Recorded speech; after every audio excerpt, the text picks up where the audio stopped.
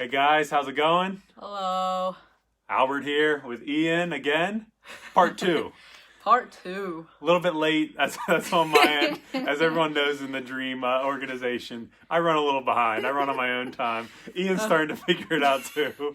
But we're going to have some fun. We're going to go through a nice little discussion here. I know Ian has some stuff she's going to go through. I have some stuff I want to go through. And hopefully you guys all enjoy because we'll get to the international talk, won't we? Yeah. Yeah, so that'll be good. First and foremost, I think we got to start out with the PBL Showcase. Number two, going up against some tough Premier Basketball League teams. I'm really excited to have some more games coming up. That's going to be on February 20th. What are you expecting for the PBL Showcase, you think? Still up in the air, right? Yeah, but I'm hoping we can get some more wins for the guys to get up and down the court again, against some of the teams, which will be good. But yeah, let's, just get some more wins under our belts. Yeah, it'll be great to get back on the court. And fingers crossed, we've been having some good news. Home games look like they're returning in March. So definitely excited to get those a little bit more planned. We have some great stuff coming. You guys will see some cool fundraisers. Hopefully we'll get some camps and clinics tied to it. And also our AAU and youth basketball season's coming up here. So we may tie that in with a game. So stay tuned on those. Want to make sure we get the gym confirmed completely before we start getting all that stuff out. But stay on the lookout. Home games in March. And hopefully tied into AAU youth basketball and then camps and clinics. I know you have some experience doing some camps and clinics, right? Oh, yeah. Youth camps and stuff. So, if anyone wants to sign up, we'll have fun. Yeah, we'll do some good stuff with it. Yeah. I don't know what we want to turn to next, but we may want to get on the TikTok thing. So I know you've been doing a good job with TikTok, some of the things you've been seeing. You've been having some fun with it? Yeah. So just running through our socials real quick. Every Friday we'll have a new episode of the Teammate Challenge, and we'll have some new series coming up as well. And then our new TikTok, which is just going to be just some small clips, fun transitions. We're keeping up with the trends. There's always some good...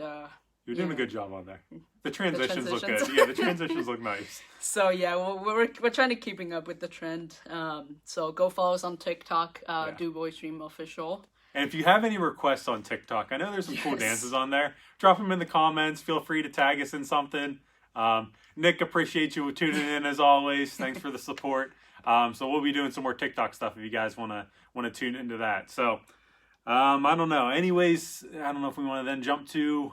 Hopefully we'll be rocking some Dub City gear. That's right. So if you want to talk about maybe some merchandise that you and Gail are working on. Yeah, so the shirts that we're wearing right now, we've been working on these, so it'll be our new line of merch coming up the coming weeks. So we'll have this Dub City little logo, the chest, and we'll come in gold, I believe, and some other different colors.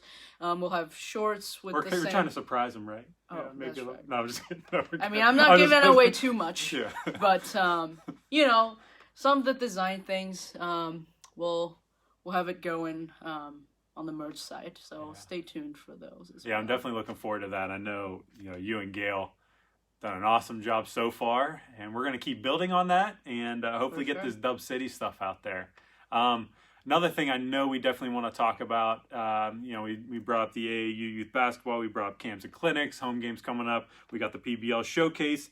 If anybody's interested, I know we've been invited to a couple career fair / intern stuff. I know you're going to be talking a little bit about it, and you kind of hinted at it last time of all the stuff like you're basically getting to do because you are crushing it on social media right now, this is big time stuff. You're doing radio interviews, you're doing live stream stuff, you're doing merchandise now. I don't know if you want to talk about. It's great experience. I feel like, but I think it's better coming from your mouth. It's definitely very hands on, and you'll be able to see the impact. I think is a big part because what you're doing is directly, impacting and have that kind of effect on whether that's socials or the team or just the community overall, which is great because sometimes in a larger organization, you won't be able to see that impact, immediately. But with this, with the freedom that Albert has given me so far, I'll be able to basically just take the socials and run with it, and you can see our reach has been growing tremendously over the months. And so I think that's great just seeing the growth and in yourself your own skills as well. Try to Yeah, I really like seeing that. I didn't mean to interrupt you, but Mm-hmm. like you testing things out and then Yeah. seeing how it goes. I mean, you don't really get there anywhere else. Like you said, if you're in a bigger organization, you kind of do something and then you don't see the end result of Yeah. it. Right now, you kind of get that Yeah. direct impact. And I think that's what's needed, especially with college students and different things like that. So, For sure, and especially like the ability to just make mistakes and trial and error and all the process, I think it's very important because sometimes, like again, in the larger organization, you don't really have the freedom or I guess the opportunity to kind of make a major mistake and be like, oh, But with this, we've been trying, around with posts in different times and stuff like that, and I think it's going great. And just being able to kind of learn from mistakes, I guess. yeah. And I know it's been great just bouncing ideas off of you. And then as well as, got to give a shout out to Matt McGinnis. I know he's doing a great job. He's done a great job with the write-ups. We're doing some different features. Just stay tuned. Ian, Matt, everyone a part of it. I know Zane's been tuning in. Appreciate you, Zane. Gabe, hopefully you're coming with us again to the next showcase. Just everybody all around. I know I mentioned Gail, Rick, Shirley. We're getting Samantha back soon, I think. I mean, I'm just really excited for all this stuff going on, part of the dream. So next thing is like some of the stuff we do have coming up with like, I think people are going to like our next event, which a little hint is it involves a bus again.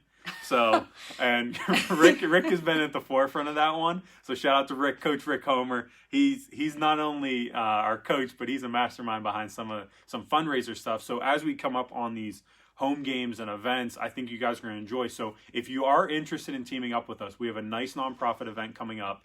And if you guys want to be a part of it, please reach out so we're aware, because we're going to have so many slots available for sponsors coming up here, especially at our home games and this nonprofit event. If you are interested or know someone that's interested, it's not going to break the bank at all, but we want to make sure we give sponsors exposure. So that's part of the thing that Ian's been doing, is really tracking, like, we have a lot of traction going on right now, and really we've only played one showcase so far, and it's only going to keep picking up, especially with the home games, our next showcase coming up here, and then heading into our youth basketball season. So if you want to jump on board, we're always happy to partner with people, and I know you and Matt have some other ideas as well. It's just, I'm really excited for all that stuff, and I don't know if I'm missing anything else. I know you talked about the teammate challenge. I know you talked about some of the other stuff you have coming up. Do you have any other ideas coming up here? The player playlist. Player playlist, about. That's right. So every Friday, me and Albert will be on Sunny 106 at 8:30ish, and then we'll be featuring. If I'm on time. Yes. I guess we got to laugh about it. I'm always late. But we'll feature one player playlist each week. Their pregame kind of warm up music. Last week we did Albert's, and then. Cody's, Cody's 80s baby represent. He was all over that. Sunny 106 loved his playlist more than mine. Yeah, and they actually dedicated one web page on their website for us. It's called Dream Tracks, so make sure you check that out as well. We'll be posting new playlists every week. So yeah, another great thing Ian's been at the forefront of is those player playlists and getting those together. Thank you, Marissa and Sunny 106. Yes. Always appreciate your support, spreading the word about the dream, and we have some more stuff coming up, which is great. So really appreciate you guys spreading the word about us. The other thing we want to probably bring up is the player spotlights that will be coming up. I know Shirley's been working behind the scenes on some cool stuff to come up with our player spotlights, as well as Matt. I don't know if you have a little more to add to any of the player spotlight stuff. But I guess just stay tuned. Yeah, stay tuned. That's a good one. I think I'm probably most excited about our TikTok stuff. I don't know why, but the transition stuff's been great, and that kind of spotlights the players as well. Just having some fun with it. Also, we probably should have brought up, I don't know if we would have had red shirts as well, as Happy Valentine's Day to everybody too. That is right. Yeah, Happy Valentine's Day. That was another great post as well. I mean, the little finger thing, the heart shape. It looks like a heart. Some of the guys didn't necessarily get it, right? So give us a heart in the comments at least if this looks like one right there. I think it does a little bit. Right? Yeah, it's the like heart. Right. Yeah, so there we go. Yeah, Happy Valentine's Day. I don't know if Bryce, Trey, and Randall, I mean, appreciate you guys being good sports about it. So that was good. On Twitter, I don't know about Corey Huff hyping those guys up. But Corey Huff's a different He'll be our next post, I'm sure. Yeah, he has to be. Yeah. We'll get him on TikTok. But I think one of the last things we want to wrap up with, we talked about, being a part of the dream, just interning, sponsors, some of the events we have coming up. I know we kind of want to talk about, international sports and Yeah. kind of your background. And one thing, I mean, from where you're from, where exactly are you? Where you located? Where'd you come from exactly, Ian? Yeah, so I'm from Like the exact Taiwan. city? Taipei, which Okay, is the Taipei. capital, northern tip of the island. And yeah, I mean, sports back home, it's not, obviously it's not as huge or as integrated in the society, I would say, the way that it has here.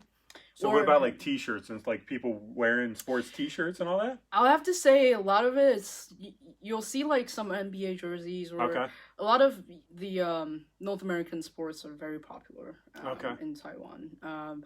In terms of like locally, our professional sports is not as developed or established, I would say. Yeah. And so that's why mostly how we consume sports back home is, you know, international. For us, international sports, and specifically, you know, American sports and that. See, that's really cool, because I know one of the first things you even told me is when you came over here, you were really excited and really got ingrained in the sports culture, right? Was that that was out in Washington, right? Or was that Oregon? That's in Philly. Okay, but you were in Philly. But I thought when you came over with was it your sister? Oh yes, that's right. Yeah. So I have a decent memory. So. Yeah, the reason why I wanted to study sports in the first place was because my sister went to University of Oregon, and as you know, they have a huge sports scene over there, and they're basically, you know, the whole town of Eugene is like a huge sports town basically, and with, you know, Nike and Adidas and all these kind of huge retailers based in Oregon, they have an even better platform. And you know, the first ever time I went to a football game, it was U of O game. That would have been fun. Yeah, and people were crazy, you know, strangers just high-fiving each other. Like, you don't even know you got to tell me where you know, obviously in Taiwan, is that common? I'll have to say, like, to go that nuts at a game, because you probably, I mean, you're like, whoa, what are they doing? Like, why are you high-fiving something you don't know? I'll have to say, I honestly have never been to a professional sports game back home. But when so I don't know. Whenever you came over here, though, you're like, wow, I like this. Yes, exactly. And so even with like when I was in Philly, we went to Eagles game. Like, that's even crazy. Yeah, that is. You know, and it's just, it's eye-opening, to be honest, and for me to see that, I was don't hold it against her. She likes the Eagles, right? Listen, I've been wearing these Eagles masks walking down the street. I've been getting some not so, you know, polite looks. Yeah, that's another thing I'm curious about. Like, do people hold that? That's not common over in Taiwan as well, right? Not at all. Like, if you're a sports fan of a certain one, they're not going to hold that. Or judge against, and no, we're okay around here. I know we're a little intense, but not at all. No, so like this new league that's recently been established back home is called the P League, and that's right. Yeah, they have they have 4 teams, and they're based in different cities. You know, from north to south. But if you see like someone wearing a t-shirt that's the southern team. You know, in Taipei, no one's gonna be like, "Hey, what are you doing?" Why are you wearing that shirt? Why are you wearing that mask? So like I guess the affiliation and like the people are not as attached. It doesn't mean as much, right? Yeah, it's not, because it really becomes ingrained over here, and that's what's interesting over there. Is it more ingrained even if someone's rooting for like a North American or an NBA team? Like, would there be any type of animosity that way? I guess if there's anything here, it would kind of migrate over there as well. You know, so like if someone's like a Steph Curry fan, that's it. I would just, you know, even if I'm back home, I would be like, whoa, dude. In here, like, come on. But, you know, stuff like that. So if it's here, then it will probably be the same over there. But I'll say, like, for the local teams, it's not as, you know, significant. Yeah, and that may be similar around here. Like, you know, people wear DuBois Dream. I mean, there may be some animosity. You know, no offense to Chautauqua Hurricane, but if someone's walking around with a Chautauqua Hurricane shirt, there may be some animosity in DuBois, but we'll see. But one comment I did see on there was about Little League. Yes. Like, is that big over there? Because I know in the Little League World Series, Taiwan was dominating. Yeah, so I guess baseball would be our, you know, most popular. It's our national sport. Yeah. And especially Little League, because we're very focused on developing players. Yeah. You can when tell they're- the fundamentals are when amazing they're on the little, league. Yeah. and so for youth baseball, Little League is like the hugest stage, right? So Yeah. so that's how we kind of gain exposure internationally as well, Yeah. in terms of baseball.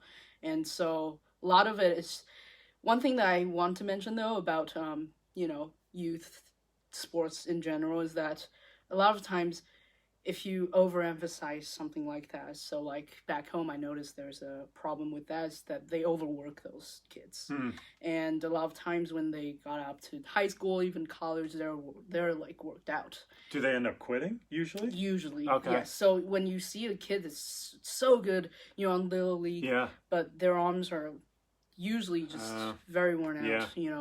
as they get older, and sometimes they can't even throw a decent pitch when they're Really? in college and So stuff how like that. early do they usually start? And I mean, I guess we'll stick with just like Little League and baseball. How early do they get groomed and start performing? Because it is so evident how much more developed and how much more advanced some of the kids are, especially at the Little League World Series. And obviously that's the top level of Little League. But it's how early are we talking? I would say probably, even before primary school, which is like 5 or 6, they would start training, and really focusing on the fundamentals. Really focusing on that. But with youth sports, I really believe that it's really about having fun, and I can't really advocate for overworking the players, since they're little, because obviously development is very important, but also being able to stay in the sports as long as they want to is also very important. Yeah, and you will see that here in the U.S., like, kids getting overworked and too much. And, I know it's really emphasized, and that's why I like it too, especially with our youth basketball stuff, is diversifying in a sense and really being like a total athlete. Like, you'll never see me complaining that someone else is, playing another sport, because the only problem comes in for me is if they're not doing anything. Like if you're just kind of sitting at home and doing that. But there doesn't seem like too much of a difference necessarily.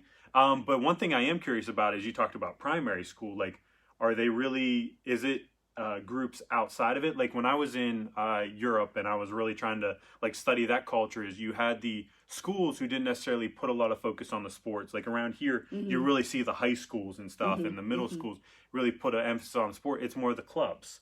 Right. Is that similar over there as well, where you'll have the clubs, but then in the school it's not as focused on with the sport? No, I would say school will be, because we have this group of students where if they're really good at what they're playing within their sport, they'll have scholarship all throughout their in school. Okay. Even in elementary school. Okay. So there are basically the idea of student athletes throughout our educational system. And so if you're a student athlete in elementary school, then obviously your training will be most intense at school. But if you're not, which will, I guess, walk-ons, then club sports or outside organizations outside of school will be, then take that on. Right. Okay, but there is basically an opportunity for anybody who would want to play. Okay, and that's one thing. I mean, really, what I was seeing even in like Kosovo. So that was 2 years ago. I went over to Kosovo and really tried to like study. And one of the things was, if you weren't on the club or you weren't one of the top kids early on, you didn't really have that opportunity. So I was curious if that was similar, but it sounds like there is that opportunity, which is great, and it helps them along. And I don't know, I think it's really cool to see the different cultures like back and forth. Like here you got the intensity of the sport here. I like that it's similar as far as like developing the kids, and I think the best programs develop the kids early on. Like they don't care about wins, losses. Yes. Is that similar over there, or is not it very like you got to win? Right. Not necessarily. But which I think needs to change, because that's, like I said, especially youth sports, it's all about having fun. Winning or losing isn't really like, you don't want to integrate that in kids' mindset. If you win or a loser, especially in sports, it's all about just getting healthy lifestyle and just playing, really. I mean, sports can teach you a lot in that sense 100%. As well. It's not necessarily about winning or losing, I think. So. No, I mean, I like discussing this because I really think it is important, and it's cool to pick little things here and there, and that's why we're trying to like even gear our youth basketball thing up where it becomes all one organization. You still then also have your school opportunity as well. It's just providing different opportunities. And you may have seen one other thing we probably should have brought up, and that Matt McGinnis did, was that Friday feature on Jordan Summers. So again, shout out to Jordan Summers. He fully took advantage of an opportunity. He wasn't necessarily playing on his varsity team his sophomore year, put in the work, continues to put in the work, and is now one of the top players on his team and wants to play at that next level. It's just, again, you got to find that right opportunity. And that's one of the biggest things I really think within our organization is providing opportunity. And that's not just like with a kid like him, that's all throughout. Like, you'll see a guy like, Connor on our team, or Bryce, that want to continue playing, want to continue, like, they're still young, Trey and Randall, like, still young, still development stages. Like, I think the sky's the limit, and hopefully keeping them within our organization, helping them, work with some of the younger guys too, because that's one of the things I definitely want to do with our youth program is have our PBL guys play with the high school guys. So when you play each other, like, you're just going to get better. And I don't know if you see that at all in Taiwan at all, where it's some of the youth kids that you can end up seeing are more developed go up against the older groups. Is that common at all? So one trend that we are seeing in terms of like after high school would be, top student athletes coming here to play NCAA Division I basketball. And that helps with our growth. Do they then go back and you can tell? Yes. Okay. You can absolutely tell. Even just like, I guess their training, because their sizes is just so different. And so I like that. I'm glad you brought that up. So that's one trend we've definitely been seeing, is that just the opportunity to go overseas, for us overseas is here. And just train with different people, and I guess have the opportunity to get exposed to different types of training as well. Because I know here the emphasis on fundamentals and kind of personal training and being able to kind of plan out your own training is very important. But back home, it's basically what coach tells you to do, you do it. But here you kind of have to plan out your own, process and plan and have your own kind of training in place. So that's also very important. That's really cool that like we can kind of tie that in, because I've seen some criticism recently, just as you'll see in the NBA, is like a lot of people don't like that it's like one-on-one. Yeah. However, that I think that ends up benefiting, like you're saying, when if someone from Taiwan comes over here, they end up adding a little bit more to their skill, and then they come back. But even they talk about in Europe and EuroLeague, different things like that, is it's very team oriented. And the team basketball, and it's kind of a mix between college and the NBA when you go to EuroLeague, I believe. So it's just, I love studying this stuff. I love seeing it. And I think as long as you keep progressing, because one of the things you did bring up is it helps them when they come over here to play overseas, play in college, then they go back to Taiwan. They're just that much better. Right. That's kind of what we're trying to do even with our youth organization, is if you only stay in DuBois or the surrounding area, you don't end up getting and being that complete player. That's why you want to go outside of there, do some travel ball, and see what's outside of here. I mean, New York's different basketball. Ohio's different basketball. All these places around us, these different states we can go to, is a different type of basketball. You bring that back here, you're going to end up being a better player. So I don't know. I've enjoyed this conversation so far, just kind of the back and forth. I don't know if there's anything else that you've kind of seen and things that are maybe picking up over in Taiwan or anywhere else you've actually been keeping an eye on. I'm glad you brought up the P League. Yeah, that's kind of how did that start? Like, do you know? So I know one of the team, which is called the Dreamers. We probably that's kind of cool. Talk about no, I think the Formosa Dreamers. They actually, I believe Cameron Forte from our TBT team played for them over at Formosa Dreamers, right? Is that right? Yes, that's right. Yeah. Cam Forte, he was so dominant. He did very well, I guess, over there. So then, when did this P League start? So basically, the owner of the Dreamers started. Wanted to develop cool, local basketball in Taiwan, because he's from Taiwan, and so he established this league and tried to develop local players. But I do want to mention that there's also opportunities for foreign players to play in Taiwan as well. Obviously, the emphasis will be on developing local players, but there are opportunities for overseas players to go over there and play some professional ball if they if that's in their plan. So.